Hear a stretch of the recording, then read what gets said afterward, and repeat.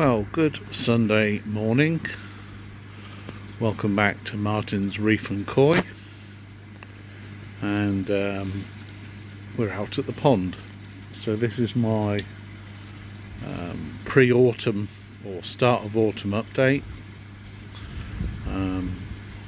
Just obviously the summer season has now come to an end and the weather is starting to cool down and the koi are starting to slow down a bit. They're not needing as much food as they were a month ago. Talking of food, I've been feeding them this year on the King's Lynn Koi Elite, which they've really enjoyed, and I've not seen anything detrimental from it, so very happy with that food. Earlier in the year I took out all the goldfish that were in the pond, so we now have just koi and 3 non-koi. So the non-koi are the grass carp, you probably won't see it, but down there is a golden tench of about 8 inches, and then there's a white sturgeon baby, which I added this year. That's the only fish that's gone in this year, so a lot of fish came out and 1 fish came in, so just a sturgeon this year. The koi not changed at all this year. I had 1 jumper, which was a Benigoi, which obviously I lost. Managed to jump over these rocks around the outside. Unfortunately, by the time I found it, it was too late, so that was a big shame. But on the flip side, a bonus fish appeared this year in the golden tench. Now I put 2 golden tench in here spring of last year, and they were really small, and I've not really seen them since, and I, to be honest, thought they'd both died. And then suddenly, about June time, this small tench started swimming around with the koi, and it's more than doubled in size since then, so it's doing really well. Hangs around in this sort of bottom corner here, because this is where the pump is, so there's pipe work and pump there, so I think he feels more secure in that part of the pond. So just a quick recap, this is a pump fed system with a retro aerated retro bottom drain. The beauty of that is that I never have to hoover the bottom of the pond. The bottom of the pond is lovely and clean, and all the waste finds its way into that bottom drain and into the nexus. Fish, the koi themselves, some have put on some real size this year. This Krashigoi's put on some nice size. This Chagoi is starting to put on some nice size. The most notable grower is my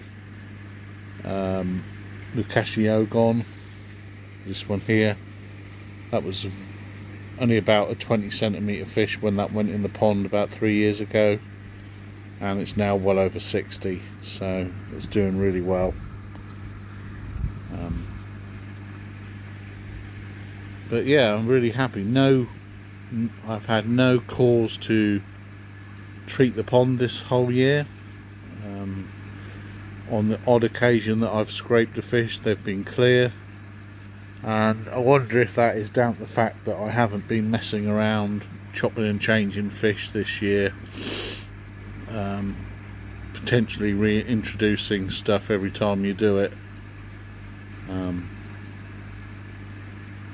But this is my stocking now. I'm really happy with all the fish I've got. I like them all a lot, and have no plans, unless I have some losses, to change any of these fish.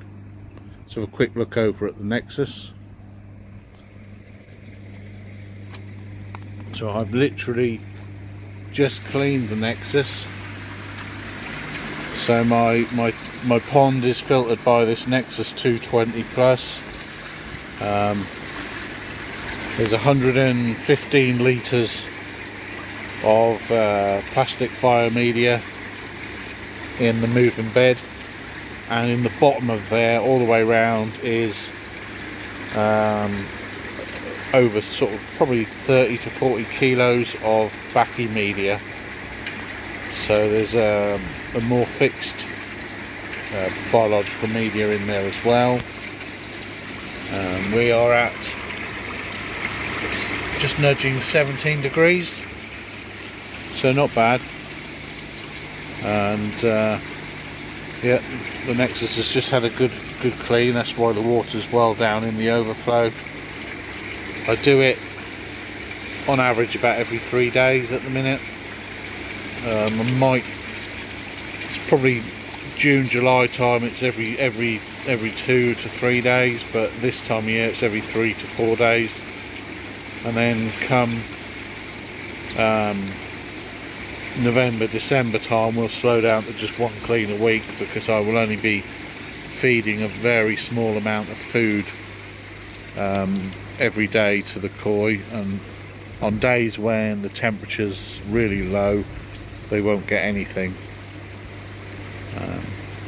So my next jobs will be at the end of October, when I'll put my leaf net up. That's a big net that I put up covering everything, and that's got quite a small mesh size, and that stops the autumn leaves getting in the pond.